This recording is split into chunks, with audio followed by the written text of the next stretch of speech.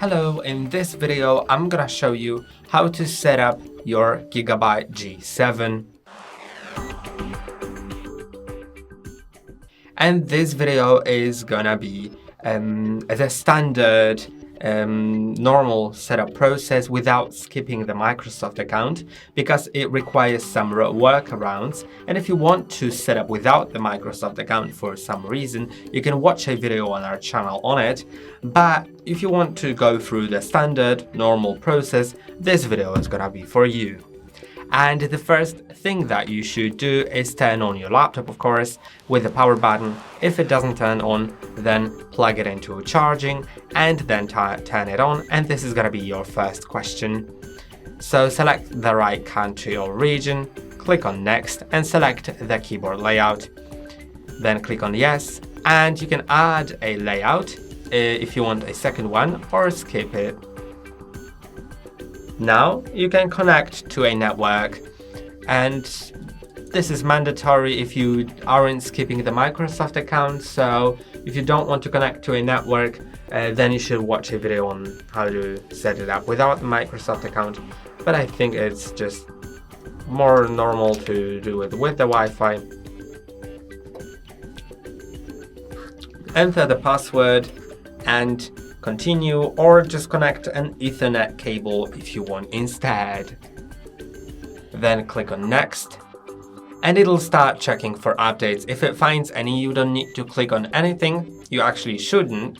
You should just wait until the updates get installed. Once they do, everything will be done, and you'll continue to the further steps, and your laptop may restart several times.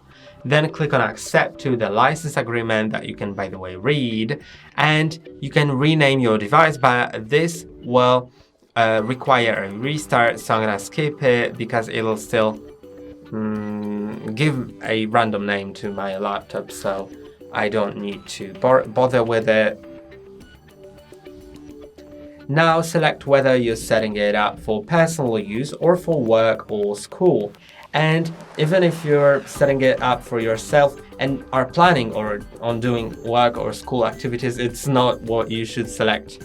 You should select for personal use in most cases, and only for work or school if your laptop is about to be managed by your organization and will be a property of that organization. So I'm gonna set it up for personal use, even if I'm gonna do work or school activities, as I've said. Now it started checking for updates again, and if it finds any during the second update process, it will take longer than the first one.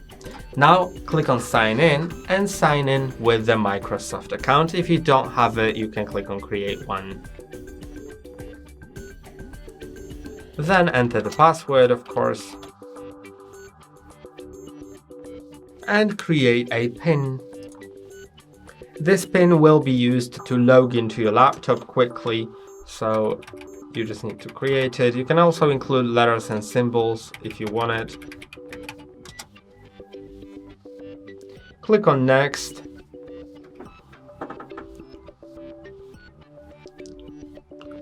And you can change the privacy settings if you feel like it, then click on accept.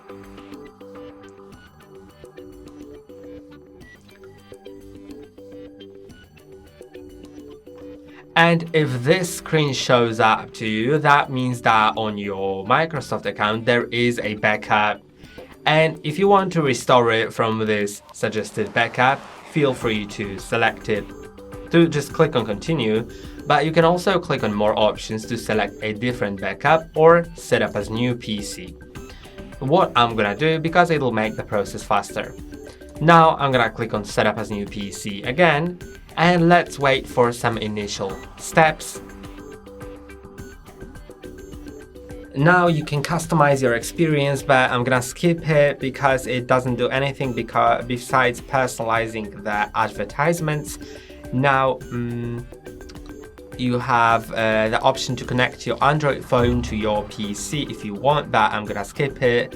And you can also select whether you want to back up your phone's photos to the OneDrive. I'm gonna click on not now. I don't want to transfer my data from the previous browser, but if you do, feel free to do it here. And now I'm gonna decline my Microsoft 365 family because, as you can see, it's 1 month free, then $130 per year. I don't really need it. Then I'm also gonna decline the basic version, which is $2 per month. And I'm gonna click on next to use only the free features of Microsoft 365 suite. And now your laptop is fully set up. That's all for today. Don't forget to like and subscribe. See you next time.